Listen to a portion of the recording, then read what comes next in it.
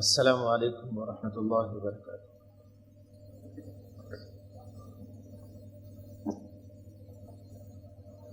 الحمد للہ وحدہ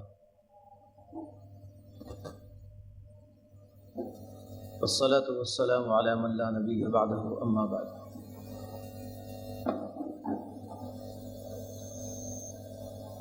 اعوذ باللہ من الشیطان الرجیم، بسم اللہ الرحمن الرحیم۔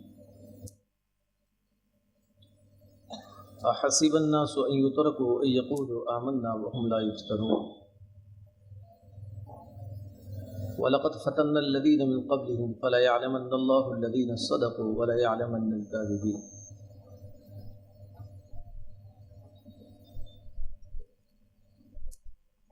وقال النبي صلى الله تعالى عليه وسلم: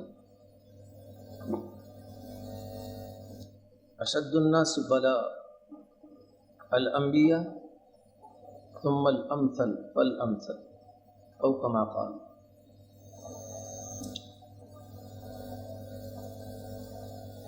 قابل احترام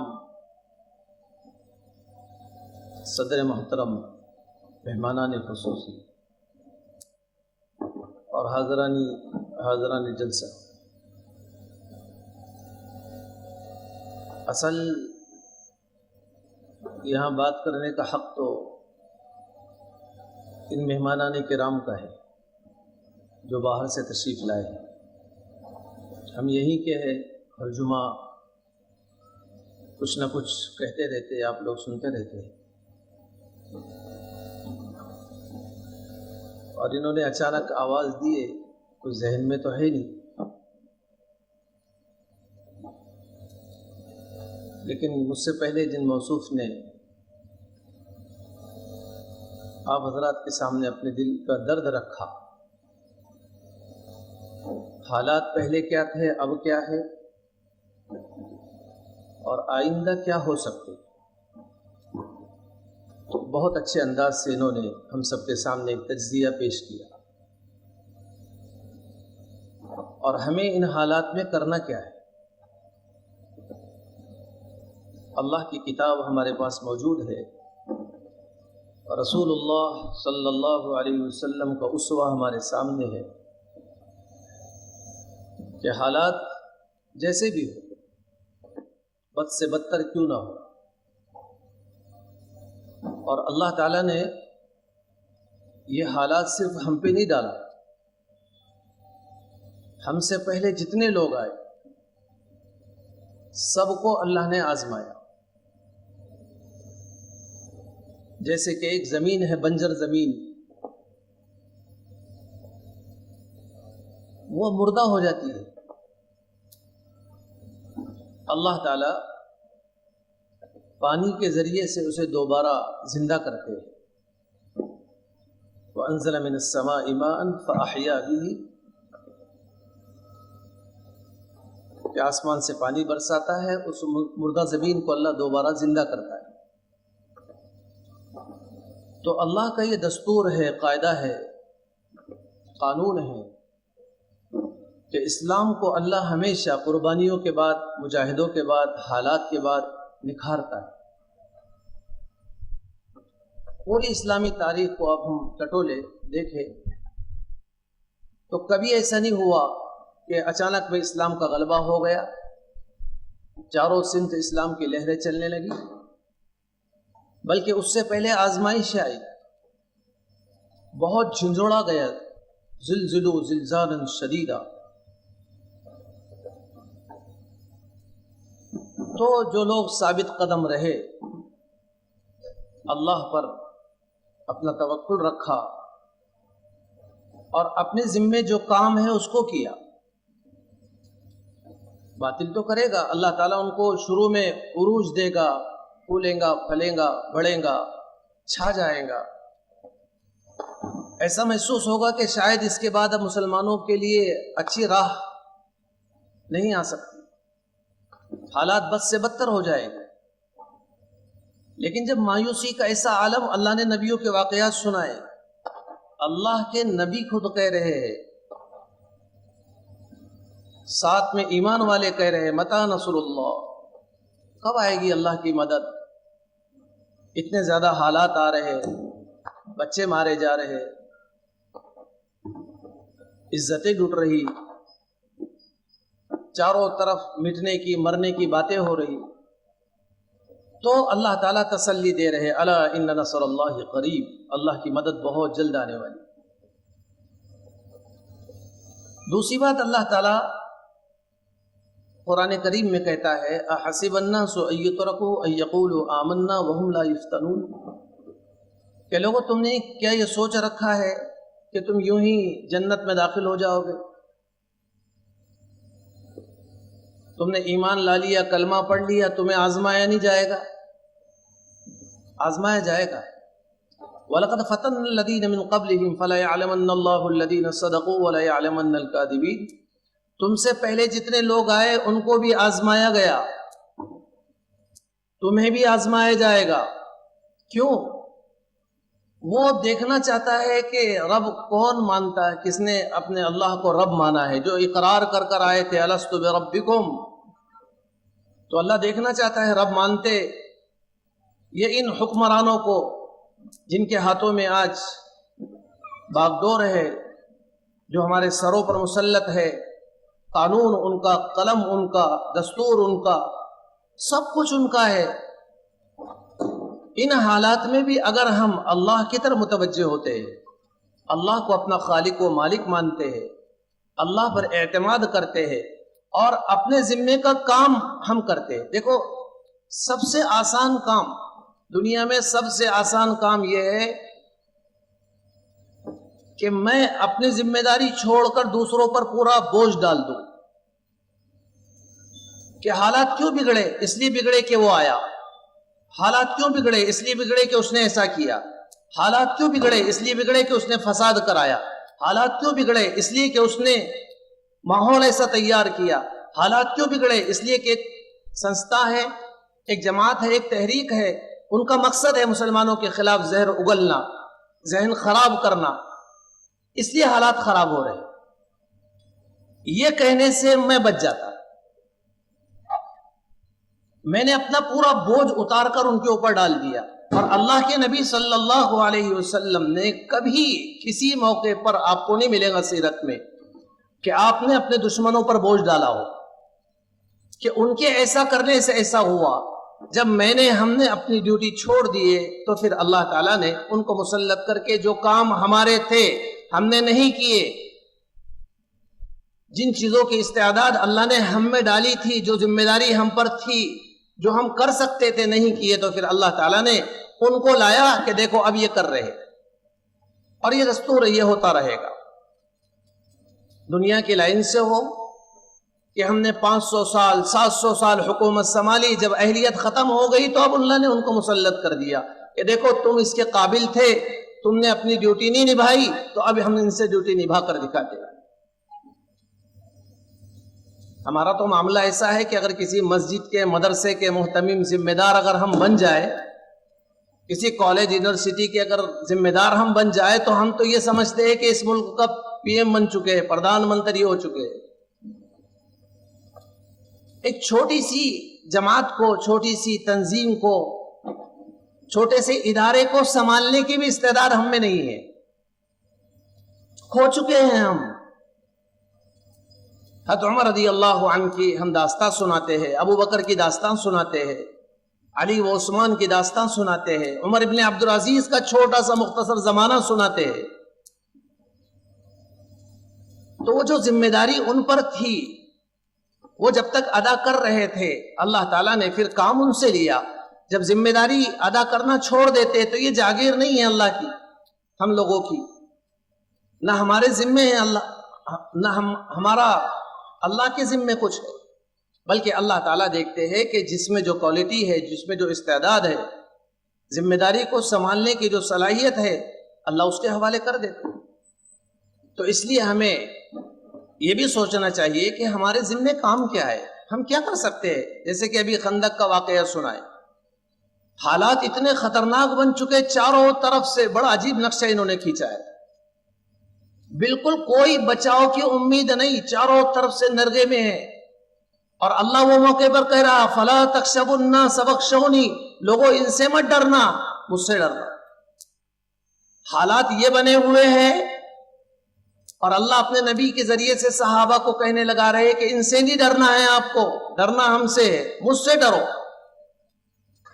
اپنے تعلق کو مضبوط کرو، اور جو اسباب تم اختیار کر سکتے ہو وہ ضرور کرو۔ اللہ کے نبی نے ہاتھ پہ ہاتھ رکھ کے بٹھا نہیں دیا کہ کچھ نہیں کرنے کی ضرورت ہے، بس سب ذکروں میں، اذکار میں، نمازوں میں، رونے دھونے میں لگ جاؤ، راتوں رات مصلے بچھا دو۔ نہیں، صحابہ سے مشورہ کر رہے ہیں، حالات یہ ہے، کرنا کیا چاہیے؟ حالات ایسے بن چکے ہیں، کیا کرنا چاہیے؟ بچاؤ کا راستہ کیا ہے؟ آیا باہر نکل کے مقابلہ کرے یا یہیں رکے؟ ہم کیا کریں؟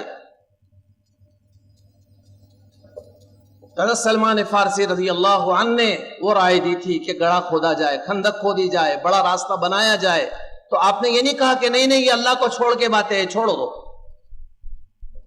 بھائی دنیا میں ہے اسباب، دنیا کے اسباب سے دنیا چلتی ہے، یہاں اسباب بھی اختیار کرنا ہوتی ہے، یہاں امیدیں اللہ سے ہوگی لیکن سبب اختیار کرنا ہوگا۔ تو ان حالات میں ہمیں ایک تو اللہ کی طرف رجوع ہونا ہے، اللہ سے اپنے تعلق کو جوڑنا ہے، اور ان حالات میں ہمارے بچاؤ کے اسباب کیا ہے؟ دشمن جس لائن سے، جس فیلڈ میں مقابلے کے آ رہا، اس فیلڈ میں ہمیں جانا ہوگا۔ آپ کو سیرت سے، صحابہ کی سیرت سے، اللہ کے نبی کی سیرت سے ملے گا۔ ایک نجران کا وفد آیا اللہ کے نبی صلی اللہ علیہ وسلم کے پاس، اس میں ایک بڑا شاعر تھا، اس شاعر نے شعر کے ذریعے سے رعب ڈالنا چاہا، تو آپ صلی اللہ علیہ وسلم نے اپنے صحابی حسان ابن ثابت کو کھڑا کیا اور اشعار کہنا شروع کرنے لگا۔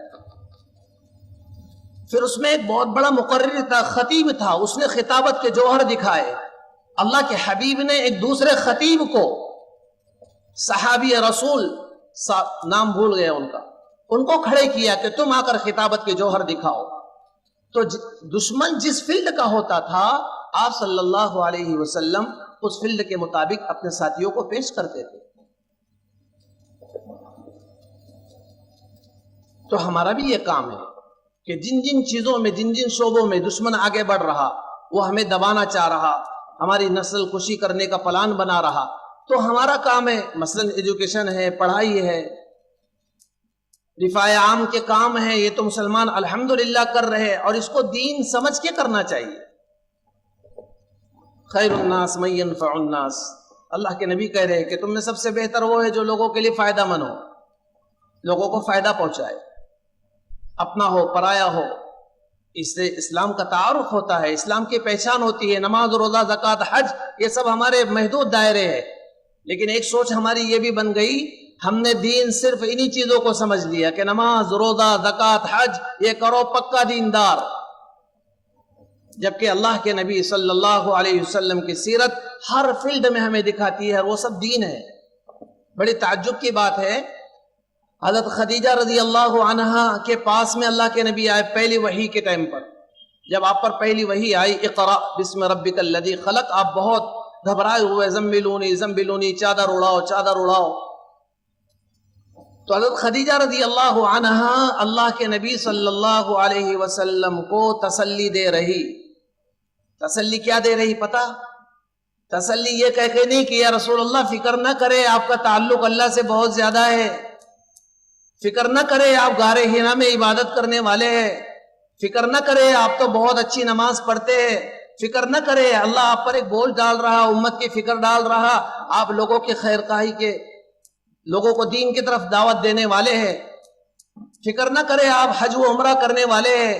ان میں سے کسی عمل کو حضرت خدیجہ رضی اللہ عنہا ذکر نہیں کر رہی، بلکہ کیا کہہ رہی؟ یا رسول اللہ، اے میرے شوہر، آپ فکر نہ کرے، آپ تو صلہ رحمی کرنے والے ہیں، آپ مظلوموں کا ساتھ دینے والے ہیں، آپ پریشان حالوں کے پریشانی دور کرنے والے ہیں۔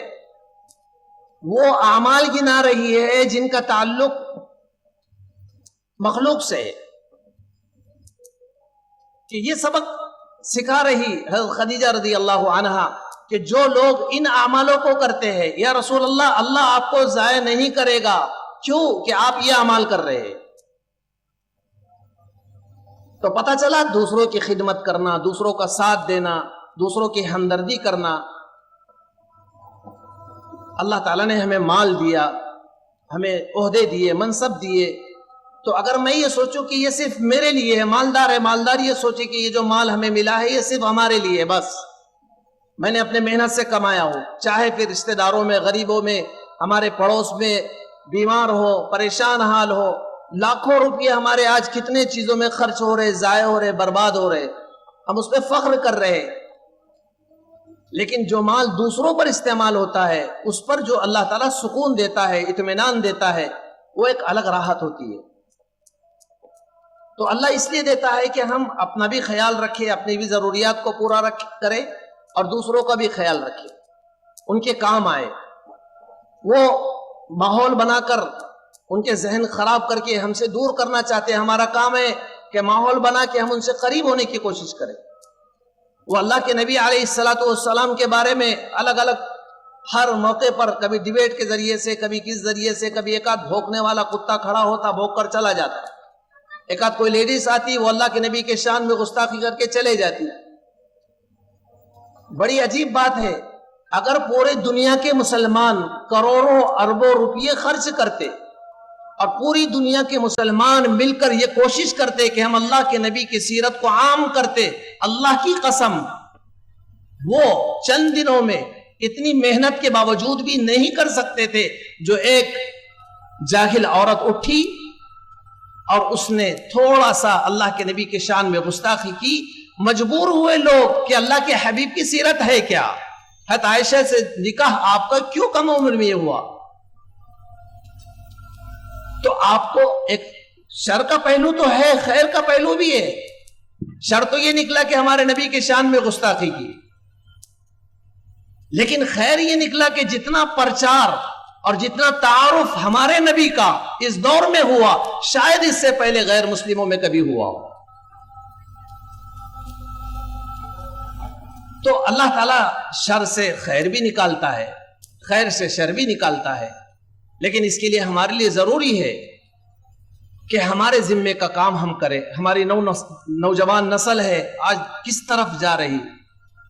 پڑھائی کے نام پر ایک پڑھائی کا بھوت سوار ہے، لیکن وہ نسل کہاں ہے، کس طرف پڑھ رہی؟ ہماری بچیاں جا رہی. ایک کالج کا بھی سروے ایک صاحب نے سنا ہے، تقریباً 40 سے 50 بچیاں پڑھتی ہیں وہاں اس کالج میں، ہمارے شہر میں، کہ بڑے مشکل سے 2 سے 3 لڑکیاں ایسی ہے جو اندر جا کے نقاب پہن کے رہتی ہے، باقی پورے نقاب اتار دے، ٹی شرٹ اور اندر سے پینٹ رہتا ہے. دیندار گھرانیوں کی بچیاں ہے، پڑھانے سے منع نہیں ہے، لیکن ہمارا کام ہے ان بچوں کو ہم سنبھالے، ان کو ٹائم دے، وقت دے. تو یہ کچھ ذمہ داری کے ہمارے کام بھی ہے. اگر ہم یہ کرتے ہیں، ایک تو اللہ سے اپنا تعلق جوڑنا، اللہ کی طرف رجوع کرنا، اپنے تعلق کو مضبوط کرنا. ان حالات میں بھی اگر ہم اللہ کے گھر کی طرف نہ مڑے، اللہ کے دین کی طرف نہ مڑے، اللہ کے نبی صلی اللہ علیہ وسلم کی سیرت کی طرف نہ مڑے، تو پھر تو یہ اللہ کی طرف سے عذاب ہے. آپ دیکھیں نہیں کچھ دن پہلے کیسے حالات بنے. نبی کی سیرت ہے، نبی کی سیرت کا جلسہ ہے اور نبی کا مذاق اڑایا جاتا ہے. ناچ رہے نوجوان، کوئی روکنے والا نہیں، کوئی ٹوکنے والا نہیں، کوئی بولنے والا نہیں. جس نبی نے آ کر یہ ختم کرایا، ایک غیر مسلم جمعہ میں غوثیہ میں آیا پچھلے جمعہ، تو اس نے اس عنوان پہ بات سنی، تو بعد میں اس نے اپنے تاثرات رکھا کہ میں اسلام کو مسلمانوں سے سمجھ رہا تھا، اس لیے میں نتیجے پہ نہیں پہنچ پایا. لیکن کہا اب مجھے پتا چل رہا کہ اسلام کچھ اور ہے، مسلمان کچھ اور ہے. اسلام کہتا کچھ اور ہے، مسلمان کرتے کچھ اور ہے. تو آج کسی بھی جماعت ہو، سوسائٹی ہو، تنظیم ہو، اس کو اس کے افراد سے جانا جاتا ہے. بھائی کسی جماعت کو معلوم کرنا ہے کیسی جماعت ہے، کیا ہے اس کے کام، کیا ہے، تو اس کے افراد کو دیکھا جاتا ہے، کرنے والے کارکنان کیا ہے. ایسی اسلام کو اس کے ماننے والوں سے دیکھا جاتا ہے کہ ان کے باہر کے اخلاق کیا ہے، باہر کے معاملات کیا ہے، معاشرت کیا ہے، غیر مسلموں کے ساتھ، اپنوں کے ساتھ، پرایوں کے ساتھ ان کے تعلقات کیا ہے. یہ اسلام کا پرچار باہر ہوگا، مسجد میں نہیں ہوگا. اندر مسجد میں ہم عبادت کر کے باہر نکل جائے گے. تو اس لیے ضروری ہے کہ جو کام ہمارے ذمے ہمارے اللہ نے اور ہمارے نبی جناب رسول اللہ صلی اللہ علیہ وسلم نے لگائے، ہم اس طرف متوجہ ہو، اس کی فکر کرے، اپنے زندگی میں لانے کی کوشش کرے. اور دوسری چیز میرے بھائیو دوستو، ان حالات میں ہمارے لیے ضروری ہے کہ ہم یہ جماعتی اختلافات کو تھوڑا سے بالائے طاق رکھیں. جو قرآن نے کہا نا تمہاری ہوا اکھڑے گی، ایسی نہیں اکھڑ رہی ہے ہماری ہوا. پہلے تو جماعتوں میں ہی تھا، اب تو جماعت کے اندر بھی ٹکڑے ٹکڑے ٹکڑے ٹکڑے ہو کے سب کے الگ گروہ، کوئی اس کو نہیں پسند، اس کو نہیں پسند. تو یہ ہمارے لیے بہت بڑا نقصان دہ ہے. ہم اتنی ایک دوسرے سے نفرت ہے ہمارے دلوں میں کہ وہ جو جانور ہوتا نا اس سے بھی ہمیں اتنی نفرت نہیں ہوتی جتنی ہم ایک جماعت والے دوسری جماعت سے نفرت کرتے. ہر ایک نے اپنا ایک معیار، اپنی پہچان، اپنی علامت ایک الگ بنا لی. لیکن جہاں ایسے اجتماعی پروگرام ہو، اجتماعی اعتبار سے کبھی دعوت دی جائے تو ہمارا کام ہے جانا آنا. بولنے والے، اعتراض کرنے والے وہ کرتے رہتے. ہر لوگ، ہر زمانے میں اللہ ایسے لوگوں کو پیدا کرتے رہتا ہے. کچھ لوگ ہونا بھی چاہیے ایسے. تو اجتماعیت کے ساتھ اگر ہم کریں، ہمارے اختلاف نہیں چھوڑنا ہے. لوگ کہتے ہیں اختلاف ختم کرو. اختلاف کبھی ختم نہیں ہوا کرتا، نہ کبھی ہوا ہے. آپ سب کے سب بیٹھے، سب کے چہرے الگ، سب کی آواز الگ، سب کا انداز الگ، سب کا مزاج الگ، سب کی سوچ الگ. 5 انگلیاں ہیں، 5 کا مزاج الگ، 5 کی سجاوٹ الگ. یہ اختلاف نہیں ختم ہوگا. ہاں، ہم اپنے اختلاف کو، اپنے مسلک کو، اپنی جماعت کو، اپنی سوچ کو اپنے پاس رکھتے ہوئے، نقصان کب ہوتا ہے؟ جب میں یہ سوچتا ہوں کہ میں اپنی جس جماعت سے ہوں، جس مسلک سے ہوں، جس فرقے سے ہوں، میں اس کو دوسرے پہ تھوپوں کہ دوسروں نے بھی ایسا ہو جانا چاہیے، اسی کام میں لگ جانا چاہیے، یہی کام کرنا چاہیے، یہی تحریک میں آنا چاہیے، اسی جماعت کو اپنانا چاہیے. اب اختلاف نہیں ختم ہوگا. ہاں، میں اپنے جگہ پر جس چیز کو صحیح سمجھ رہا اس کو دل و جان سے کروں، جس چیز پر میرا اعتماد ہے. لیکن دوسروں کے لیے راستہ کھولے، دوسروں کے لیے سہولت پیدا کرے، تو پھر انشاءاللہ باہر باطل کی نگاہ میں ہم متحد نظر آئے گے. انہیں پتا ہے ان کی ہوا اکھڑ چکی ہے. کوئی معاملہ ہو جائے تو ہم سب سے پہلے یہ دیکھتے کہ اس جماعت کا کون سا فرد ہے، کس پر آفت آئی ہوئی ہے، وہ اس کا معاملہ ہے، وہ کرتے رہتے، وہ دیکھیں گے، نپٹیں گے. تو اس لیے ایک تو یہ کہ ہم اللہ سے اپنے تعلق کو جوڑیں. دوسری بات یہ کہ ہمارے ذمے جو اللہ تعالیٰ نے ذمہ داری دی ہے اس کو پورا کرنے کی کوشش کریں. اور تیسری چیز یہ کہ ہم جماعتی اختلاف کو بالائے طاق رکھ کر آپس میں ایسے جو بھی پروگرام ہوتے ہیں، جن چیزوں کی طرف ہمیں اجتماعیت کے ساتھ دعوت دی جاتی ہے، ہم اس میں جڑنے کی کوشش کریں. اللہ سے دعا ہے اللہ تعالیٰ مجھے اور آپ کو ان تمام باتوں پر عمل کی توفیق دے. آمین. وآخر دعوانا الحمدللہ.